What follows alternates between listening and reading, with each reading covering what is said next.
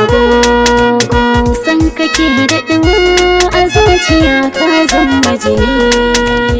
Duk sakon na agogo san kike daɗuwa a zuciya ke zama jini na.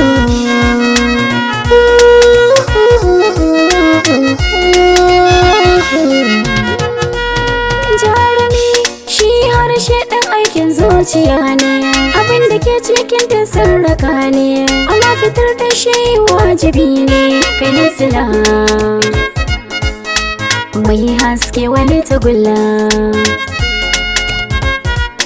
da kai da kaya mallakar wuya ne, kai ne mai faranta raina.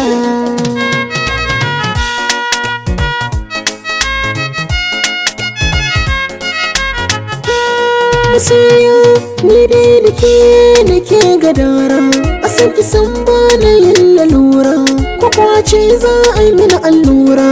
Ina da ke yan mata ki na riƙe, dukan bugu na numfashi san ke na ƙaruwa raina.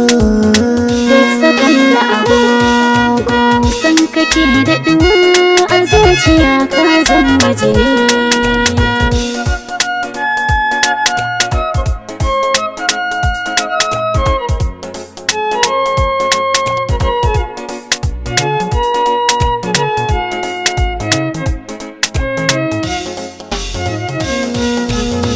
Sakon na agogo san kike daɗuwa zuciya ke zama jini na.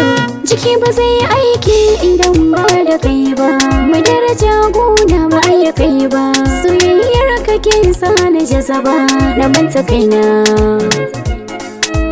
ta zamto na canza suna. Da na ji an kiraye ka sai na ji tamkar ana kirana.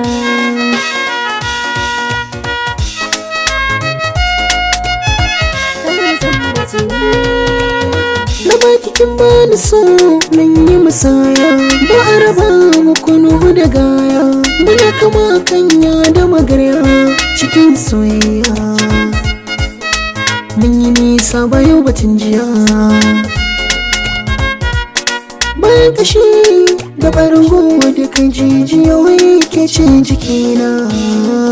Sakon na agogo san kake daɗuwa a zuciya ka zama jini. Duk sakon na agogo san kike daɗuwa zuciya ke zama jini na.